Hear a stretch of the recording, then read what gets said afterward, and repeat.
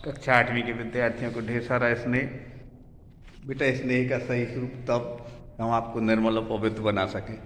जो निर्मल और पवित्र सोच का होता है या हृदय में अच्छी अच्छी बातों को एकाग्रता से धारण करने की कोशिश करता है, वह सुखी रहता है, बहुत ईमानदारी से काम करता है।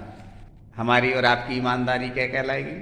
हम आपको पाठ 18 बाज और सांप पढ़ाएं और आप ध्यान से समझें, पढ़ें। Honest is the best policy. ईमानदारी सबसे अच्छी नीति है, उसका प्रयास हमें करना चाहिए पालन करने का।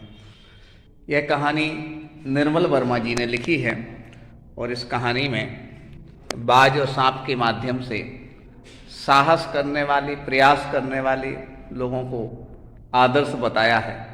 जो साहस और प्रयास नहीं करते हैं उन्हें बातें आती हैं और नकारात्मक तर्क देकर के अपने गलत जीवन को सही साबित करते हैं। एक सांप होता है जो नकारात्मकता लिए है और अपने गलत जीवन को भी सही साबित करता है, और एक बाज होता है जो काफ़ी साहसी और मेहनती होता है। उन दोनों के बीच किस तरह से वार्ता चलती है, निर्मल वर्मा जी ने इसको एक पूरे दृश्य के माध्यम से स्पष्ट किया है। दृश्य क्या है बेटा? समुद्र है और समुद्र के किनारे एक पहाड़ी नुमा ऐसी एक गुफा है, पहाड़ी में एक गुफा है। यहाँ बीचों बीच से एक नदी बहती है। इस तरफ भी पहाड़, कहना चाहिए कि समुद्र के किनारे पहाड़ और पहाड़ में की गुफा में सर्प है, और वह अपने आप को वहीं मस्त समझता है। बेटा, जैसे इतनी ठंड है, बहुत सारे लोग हम अपने घर में रहें, सुरक्षित रहें, खूब आनंद का अनुभव करें, ये बुरा नहीं है बेटा। लेकिन जो सीमा पर बैठे हुए लोग हैं, सीमा मतलब अपनी बॉर्डर पर, वो इतनी ठंड में क्या कर रहे होंगे? कष्ट में होंगे, या जिनकी ड्यूटी होगी, डॉक्टर होंगे, ये कोई भी, तो उनके प्रति भी हमें पूरी सम्मान, सहानुभूति और आत्मीयता से भर के अपने अंदर ऊर्जा का संचार करना चाहिए। और हम भी यदि किसी काम में हैं तो पूरी ईमानदारी से ड्यूटी करना चाहिए। यदि पल्ली में, बुंदेलखंडी में कहें, छिप करके साहस नहीं माना जाता। कहने का भाव यह है कि सर्प जो है अपनी गुफा में रह करके अपने आप को सुखी और मस्त समझता था, सुरक्षित समझता था। बाज आकर के वहां गिरता है, घायल है, और उसको देख करके वो कहता है कि तुम मरने की इतनी जल्दी तैयारी में क्यों हो, क्यों मर रहे हो? तो वो कहता है, वो मरने का आखिरी समय हमारा, बाज कहता है, और मुझे कोई शिकायत नहीं, मैंने अपने जीवन अच्छे से जिया, आदर्श जिया। आदर्श अपने आप में आदर्श कहना नहीं, जो व्यक्ति अपने समय का सदुपयोग कर लेता है। जैसे हम सुबह से विद्यालय पहुंचे, आप लोग भी अपनी ड्यूटी जो भी काम कर रहे होंगे, पढ़ाई लिखाई, तो ऐसा नहीं लगेगा कि ठंड ने हमें आलसी बना दिया। ऐसा ही बेटा, आलसी नहीं था कौन? बाज। और उसने पूरा अच्छे से जीवन जिया साहस के साथ। तो उसने कहा, हमें अपने जीवन से कोई शिकायत नहीं है। सर्प कहता है कि अभी भी तुम उड़ सकते हो, उड़ने की कोशिश करो। उड़ता है कौन? बाज।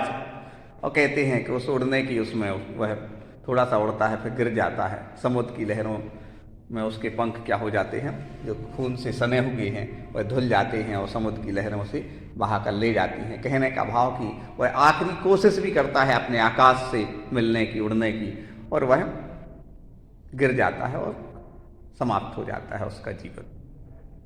सर्प यह देखा सीखी करता कि हम भी उड़ने की कोशिश करें, और उड़ने की कोशिश करता है और नहीं उड़ पाता, चट्टान पर धम्म से गिर जाता है। जो उस पर किसी पे कोई काम करते नहीं बनता था, तो अंगूर नहीं मिले तो खट्टे होते हैं, ऐसी बात होती है। ऐसा ही सर्प कहता, अरे क्या जरूरी है उड़ने की, क्या है ऐसा? आकाश में तो कोई व्यक्ति अपने आप को सहारा नहीं दे सकता, उड़ना कोई अच्छी बात नहीं है, हम तो ऐसे ही ठीक है। कोई कलेक्टर नहीं बना, अरे कलेक्टर बनना बहुत कठिन काम है। वो बात अलग कि हम बन नहीं पाए, लेकिन कलेक्टर अच्छी बड़ी पोस्ट होती। डॉक्टर बन नहीं पाए, लेकिन बहुत अच्छी पोस्ट होती है। हम वो नहीं बन पाए, उसकी हम क्या करने लगे? बुराई करने लगे। नहीं, सच्चे लोग ये रहते हैं कि हाँ ठीक है, हमारी प्रयास में कमजोरी रही, लेकिन वो अपने आप में एक अच्छी चीज है। ऐसे ही सर्प का प्रयास और उसकी योग्यता नहीं है उड़ने की, तो ये बात कोई बात बड़ी बात नहीं है, लेकिन वो उड़ नहीं पा रहे हैं, इसलिए बहुत सारे नकारात्मक तर्क दे रहा है, कुछ नहीं रखा आकाश में, नहीं उड़ना चाहिए, और ये सब चीजें, ये ठीक नहीं है। और वास्तव में ऐसा नकारात्मक बातें कर रहा होता है, कौन कर रहा होता है? सर्प कर रहा होता है। उसी दौरान समुद्र की लहरों से गीत आता है बाज की गुणगान का, कि वो साहसी था, योग्य था, समझदार था, उसने अपने जीवन का सदुपयोग किया। ऐसी पूरी प्रकृति हमें जीना सिखाती है। आप अच्छा काम करते हो, आपके साथ प्रकृति होती है, आपके साथ सारे अपने लोगों का आशीर्वाद होता है।